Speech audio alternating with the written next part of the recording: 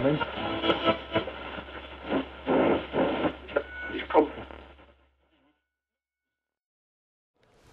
Needless to say, at the moment I'm getting on so far in aging that I forget everything.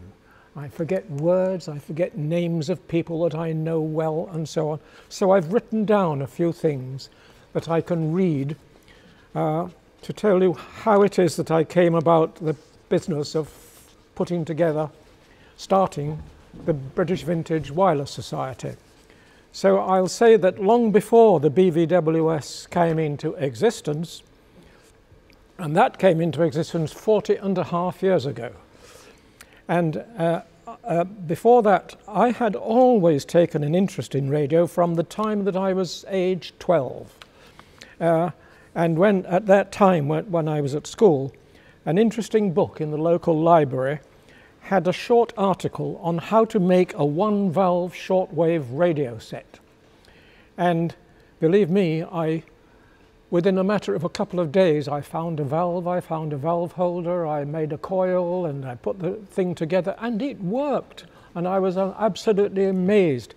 And as a result, I remained interested in radio constantly.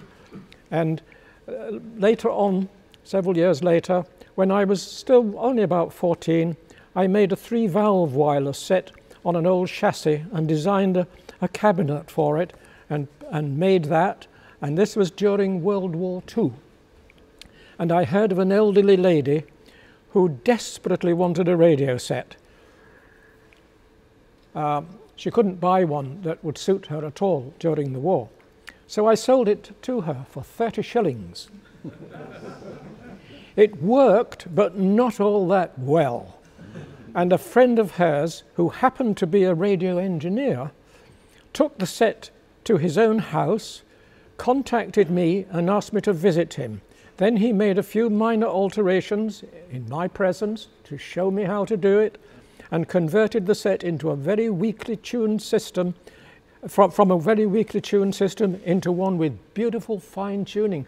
And he did this alteration in a matter of a few minutes. And it's amazing how much I learned from him doing that at the age of 14. He then returned the set to the owner and kindly informed her that I had modified it. So she was so impressed and sent me a long letter of thanks. That was the very early days. And then some years later, in 1974, my son Martin, he is the man who painted Jerry Wells' portrait, which you've probably seen at Jerry Wells' house. And he went out one day at the age of about 13 to a nearby church jumble sale. And he spotted a large HMV radio. And the man who was selling it there at the jumble sale wasn't succeeding in selling it. So as soon as he saw that Martin was interested in it, he said, would you like to take it away? And he said yes. So the man brought him back to my house, and they arrived at the front door with this huge set. And that was at 18 Ravensbourne Gardens, which is mentioned in Jonathan Hill's book on the history of BVWS. And Martin asked if I could get it working, this set, which was a push-button set. And I achieved it the same day.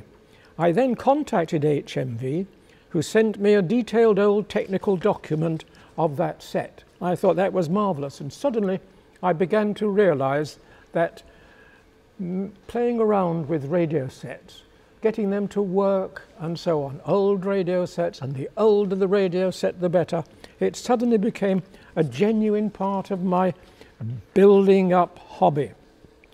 The day after we acquired the HMV radio, I happened to be walking along Portobello Road in Notting Hill and saw a couple of very, very early radio sets, type of radio sets that I had never seen before. And I bought them for a few pounds and brought them home, and thus began to collect many other primitive old sets.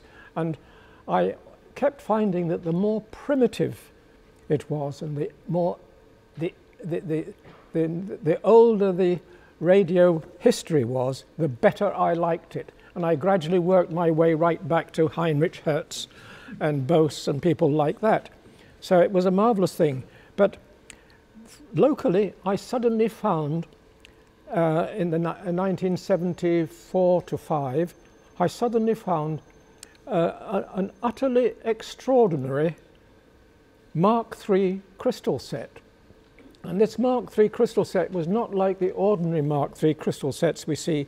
This was a unique prototype Mark III made by Robert W. Paul. And it was a fabulous set, which I got for a mere £5 or £6 from a carpenter nearby, who happened to find it in his shop. I took it home, and very soon afterwards, Mike Field, who was a member of the BVWS, an early member, learnt about this set that I had, and he immediately came round to try to collect it from me. And he brought with him a stack of old radio sets. And he gave me all these radio sets and then took that special tuner. And I always afterwards regretted having lost it, because it was a set that changed hands rapidly from Mike Field to others for huge prices. It was a set that was worth thousands of pounds. Have any of you seen it? No, not It's a unique radio crystal set Mark III tuner. Anyway, I soon became connected with several vintage wireless friends who lived nearby and who came to my house to numerous meetings. Shortly afterwards, I began to contact the people in the American Wireless Association, AWA, because I used to nip out to America to conferences quite frequently. That was on my work, which was in medical physics. And I went to New York and met them, and I soon began planning to form a similar society here. And so they were in touch with me all the time, trying to encourage me to set up something that eventually became known as the British Vintage Wireless Society. And when I suggested to my other wireless friends that we should call this society BVWS, there was one person in my house at the time, along with the others, and his name was Norman Jackson. Poor Norman died in the 1990s, but he was a magnificent illustrator of the early bulletins. And when I said we should call this new society the British Vintage Wireless Society, BVWS, and Norman said immediately, oh, I am quite sure that many people will soon think that that means the British Volkswagen Society. But nevertheless, we chose BVWS. We formed the BVWS on the 25th of April 1976 with myself, Jonathan Hill, Norman Jackson, Ian Higginbottom, David Gray and John Gillis. A couple of other nearby collectors soon joined us, David Reed and Rupert Loftus Brigham. Sadly, Norman Jackson and Rupert Loftus Brigham both died in the 90s when I was working out in the Middle East in Oman. Norman Jackson was soon discovered as soon as we started the bulletin. I mean, I knew that he was a very, very firm mechanical engineer, and he had an excellent engineering workshop. But I also saw in his house on frequent occasions various paintings, and each time I looked at them and referred to them when he was present, he told me that these were paintings he had done. And in fact, he was a magnificent drawer and painter. And in the early bulletins, the illustrations were all drawn by him. The first 10 years of the bulletin is here. That's the first 10 years. Well, I edited it for 5 years, and all the illustrations in those first 5 years, and in fact in the early 10 years, were all done by Norman Jackson, and nobody could have had better illustrations. And his drawings were so well done that you could often tell just by the way he added little shadings to the drawings. You could tell what material the radio sets were made of. He knew how to illustrate ebonite, mahogany, steel, and so on. It was marvellous looking at his drawings. Anyway, as I say, when the BVWS started, I was chairman of the society, editor of the bulletin, and for the first few months I was the treasurer. So we got the thing going eventually and changing hands all the time.